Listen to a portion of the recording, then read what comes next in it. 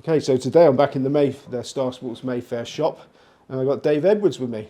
All right, Dave, thanks for coming down from Manchester way, Nearly, Lincoln. Lincoln, to talk to us here today. So a lot of people won't know who you are. So can you tell us what your game is as far as gambling goes? Yeah, sure. I mean, I appreciate people are looking at this saying like, oh, who on earth's Dave? So correct, you won't have seen me on any other interviews, etc. Kept quite quiet, but I've been fortunate to meet your good self through acquaintances. We had a good day the other week at Old Trafford, where you kindly invited me down here today to do this interview. So with regard to my background and the gambling bug, I'm predominantly a trader now, but that hasn't always been the case. I think when I started in the gambling probably over 30 years ago now, them days you were an out-and-out punter. Obviously there was no exchanges those days, so it was into your old bookmakers, do a two from each section on the football coupon or a lucky 15.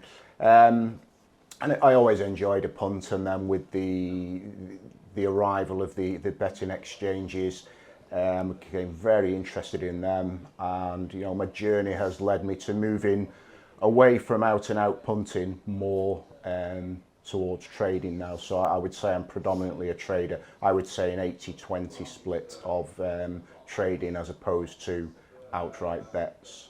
Okay, so as you're a trader, do you even sort of consider that gambling? Is there a risk to it? Of course, yeah.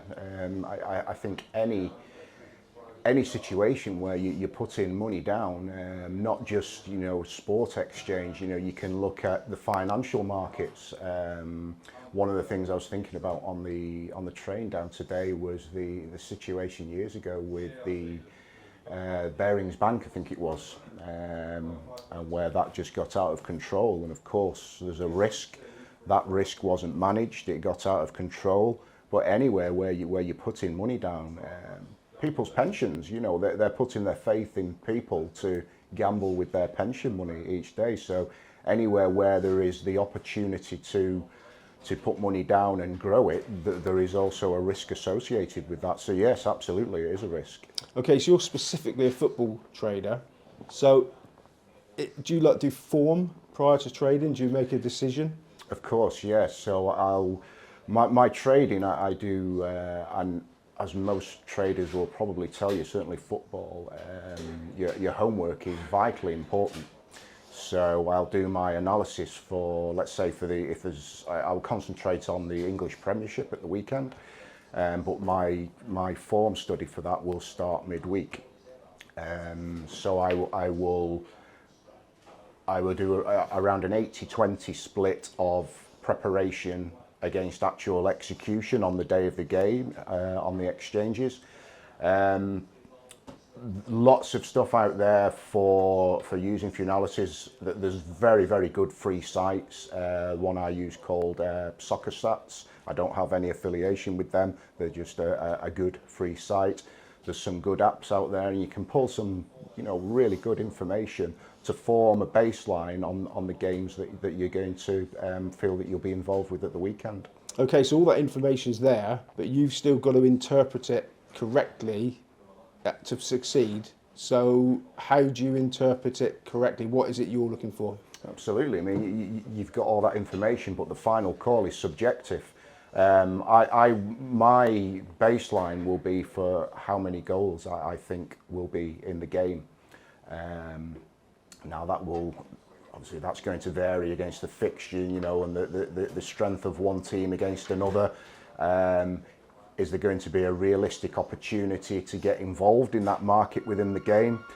So what do I mean by that? Let's say the example the other week, Manchester City against, if they were playing one of the lower teams. So the market is going to be set up that there's going to be an absolute raft of goal.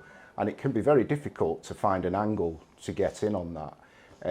So you have to tailor and be realistic where you can get involved. Now, for a game like that, Manchester City against one of the lower teams, Obviously, City have got the new striker who's just breaking all records to start with. So it could be very difficult. So it may well be, you know, I don't think there's going to be an opportunity in that game. I'll concentrate on something else. But my form study during the week will give me that baseline on to make the decision, which is purely subjective. Somebody else could form their own subjective opinion. There's no right or wrong.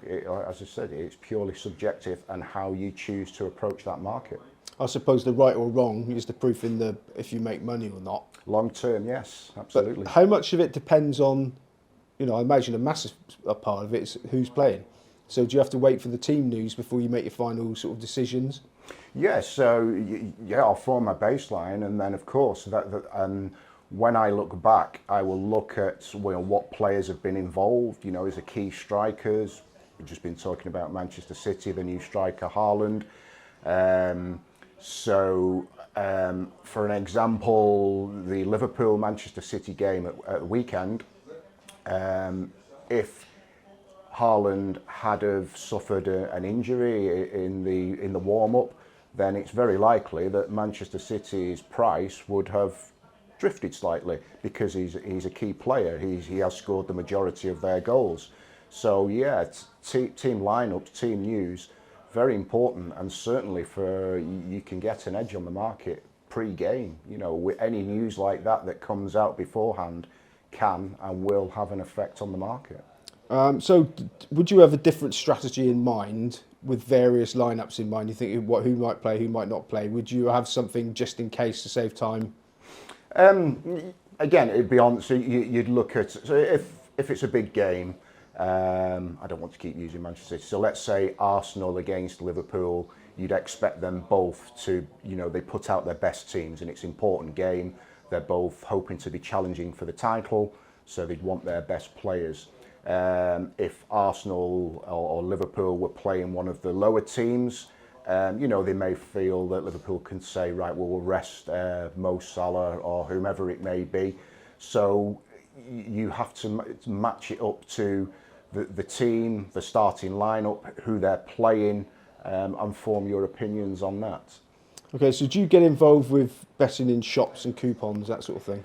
It's funny. I was just saying to Matt earlier. I walked into here, and this is the first time in God knows how long that I've actually been into an actual bookmaker's. A long time ago. So no, I don't go into bookmakers' shops. I think that would probably soon end in tears. I'll look at their prices, but I am predominantly mainly exchange.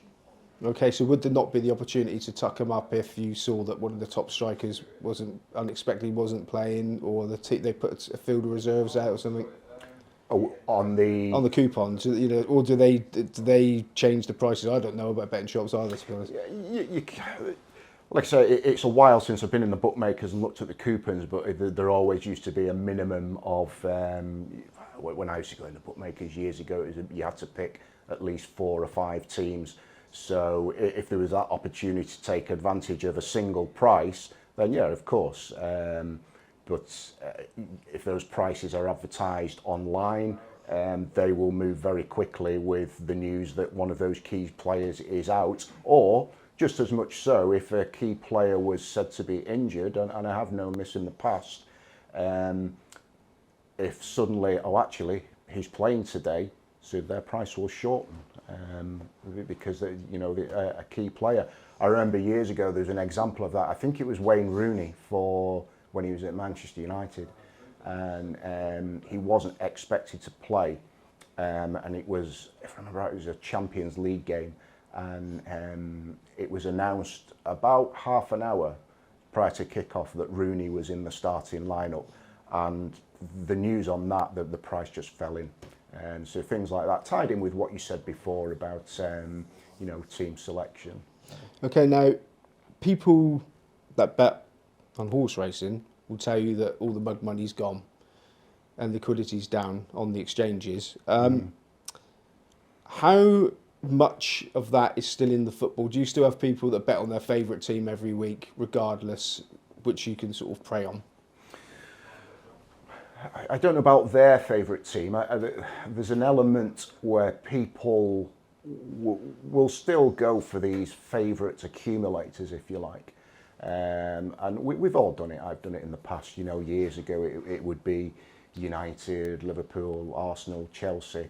And if one of them, let's say two of them were playing on a Saturday and two on a Sunday, people had an accumulator. If that one of them let them down on the Saturday, sorry, you would see the money, they'd be chasing their losses almost, going on the other two for, right, well, I'll go in for another double on the remainders on Sunday.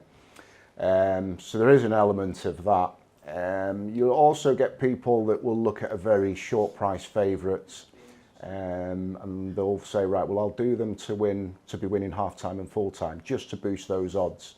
Now, if it's a draw at half time, you'll see them coming in with money at half time because their original bet is down. So they're thinking, right, well, that favourite team's still going to win, so I'm going to go in. And for me, my opinion on that is people are in essence chasing their losses. If you have a bet and it goes down, you know, just move on, forget it. Don't go chasing your losses. It's the worst thing you can do. Now, would you price up in your head a match before it's priced up? Yes, so that's part of my analysis during the week. Is I have like a match guide sheet, so I'll come in with what I think my odds are, and then I will compare that to what the odds are available, feel if there's value anywhere for an out-and-out bet, rather than a trade. We've got so many different angles now for football games compared to years ago. You know, I remember going into betting shops years ago, and you'd pull the football coupon out of the rack, and that was it. You two from each section, or you one from each section, 3 draws, whatever it may be. You know, you look onto any betting site or the exchanges, the amount of markets are there now is it was unheard of years ago, and it's a matter of trawling through them, doing your homework on the analysis, trawling through those markets and seeing where you feel that there's an edge. You know, most people who don't do that homework will just go into the game, you know, right, I'll have City, Arsenal, Liverpool to win, when there's far better options to find an edge on that. You know, it'd be very, very difficult to find a long-term winning edge on teams like that at the moment, and you've got to look deeper. Do you have like a mental or even physical checklist of things that you're looking for when you're pricing up? Yes, I said that goes back to my checklist, which I do religiously. So I just follow the same pattern every time that I'm pricing up a football game, and from that I will just go and search for where I feel that there's an edge. And can you tell us a bit about what that is? The main one for me is goals. So I will come up with what I call my own goal line spread, whatever you wish to call it. Now I've been doing this for years, probably about a decade now, and long term it has worked for me. You need the discipline to make, you know, that's going to be your niche. So for me it was goals market, and then looking at the markets, the under over markets, and where I feel at what point in the game I could enter and, you know, have an edge on that market.